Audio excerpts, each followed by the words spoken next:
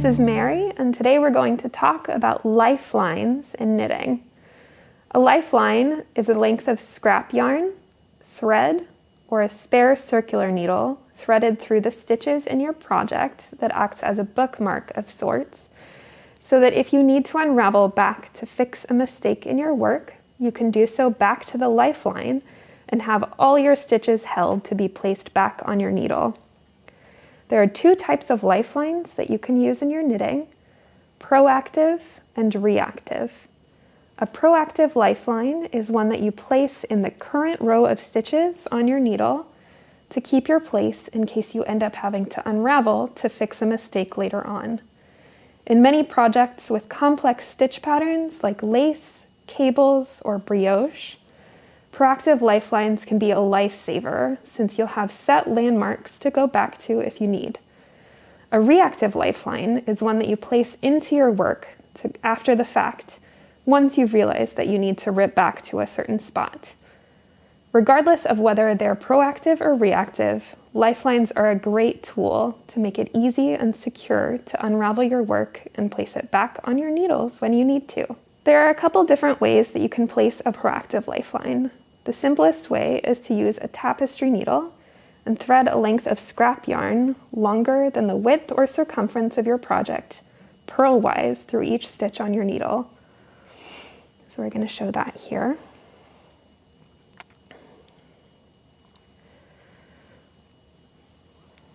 So you'll just take your scrap yarn, leave your stitches on the needle, and just thread your tapestry needle through each stitch. You want to take care not to split your stitches or go into the row below. You can pull the yarn through every few stitches because it makes it easier.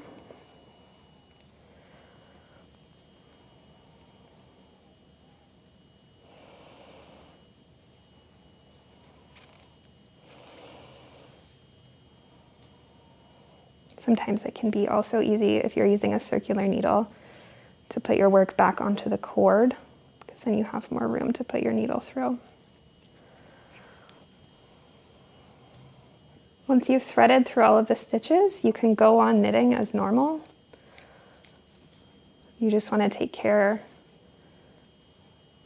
not to catch the lifeline as you work, and the lifeline will stay embedded in the row or round in which you placed it. So I'm going to just knit a couple rows here so that you can see how it stays.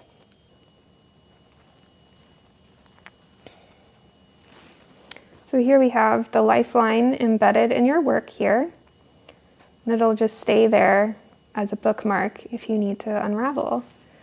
If you're working circularly, you'll also want to start and end this, threading the scrap yarn through at the beginning of the round.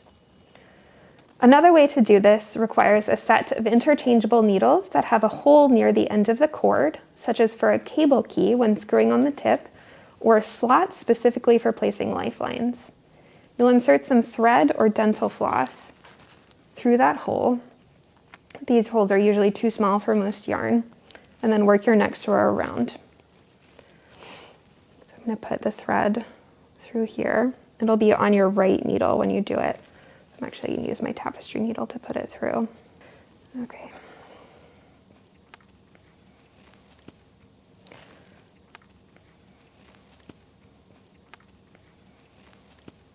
So now I've got the thread threaded through the slot in my needle. It can be a little fiddly sometimes.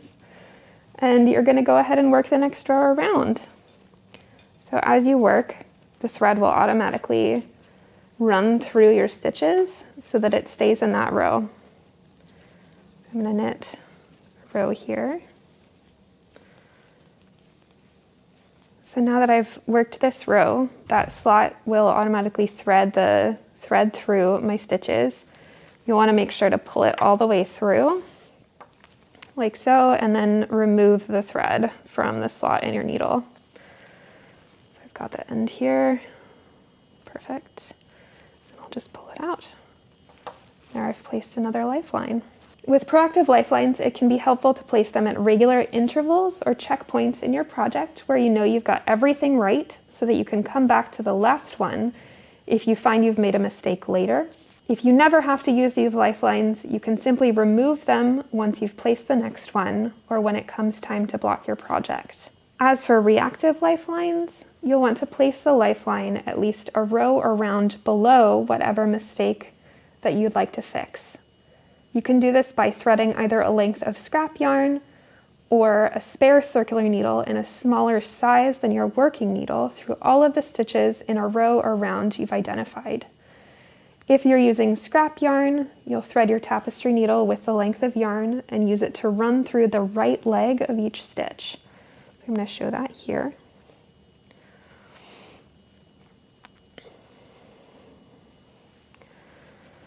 So imagine that I've got something that I want to fix that's kind of up here. So I'm going to choose my row down here. I'm going to go through the right leg of each stitch in a row.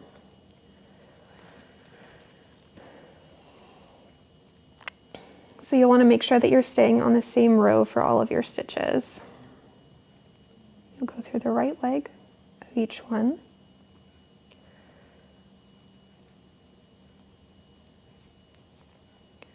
You can sort of follow the path of the yarn through the work to make sure that you're staying on the same row. Oh, I split that stitch. You can pull your needle through every once in a while to make it easier to work. You'll just keep going until you reach the end of the row or round.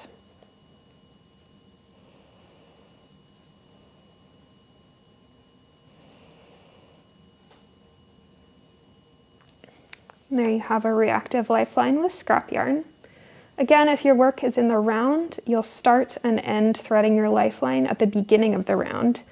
You can find this by following the column of the first stitch after the beginning of your round on your needle down to the round where you're placing the lifeline. I just cut my scrap yarn and my thread. If you're using a spare circular needle, you'll run the needle tip through the right leg of each stitch and pull it through at the end. So it's a lot like threading a tapestry needle, but just with a knitting needle that's smaller. So we'll go through the right leg, and then the next right leg. Keep going like that.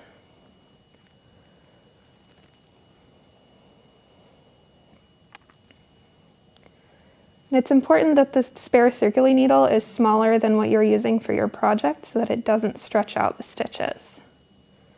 It'll be a lot easier to work from later on. So you can see how that's done.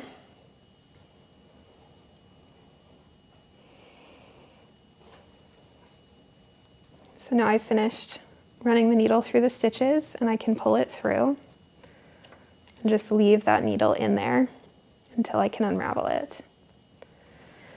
If your project is in a stitch like brioche, it's oftentimes a lot more helpful to do proactive lifelines, but if you find yourself having to do a reactive lifeline in brioche, you'll want to be careful also to catch the yarn over shawl of each brioche knit stitch as you go so that those yarn overs end up on the needle once you ripped back. So I'm going to show how to do a reactive lifeline with scrap yarn in brioche. So we'll go back to this row. And then I want to take the shawl of this knit stitch that goes as the yarn over. And with brioche, it can be difficult to make sure that you're staying on the same row across. A handy way to do that while you place your lifeline is to follow the path of the yarn that forms those yarn over shawls as it goes through the purls and across the knits across the row. So we'll follow the yarn that goes over the knit here. You can see that it goes down here and into the purl. We'll do the right leg of that purl stitch. And then catch the shawl again and the right leg of the knit stitch. Then follow it down into the purl, get the right leg of that. Get the knit stitch with its yarn over again. And pull the yarn through a little bit so we can have more room to work. Then follow it down like that into the purl. And then again up and over the knit.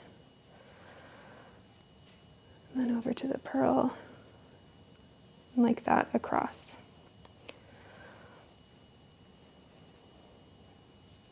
The purls will always be a little bit above the knits because of the way that brioche is worked.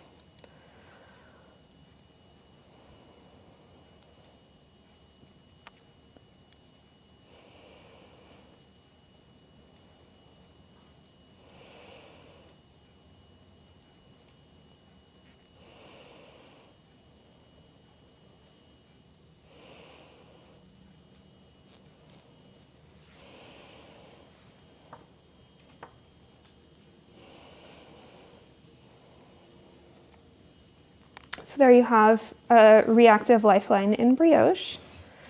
Once you're ready to unravel, you'll simply take your work off of the working needles and frog until you reach the row with your lifeline. So I'm going to go ahead and go back to this first lifeline that I made, the first proactive lifeline. So I'm going to take out the thread that I put in before. Got a lot of ends here. So it can be scary, but I'm just going to take my needles out and then unravel back to this lifeline. So just pull on your yarn.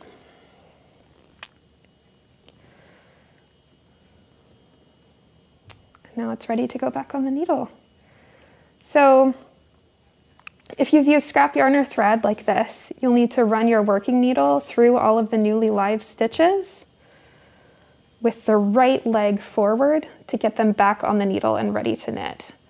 So this is much like putting yarn back on your needles after you've placed it on hold. Like that.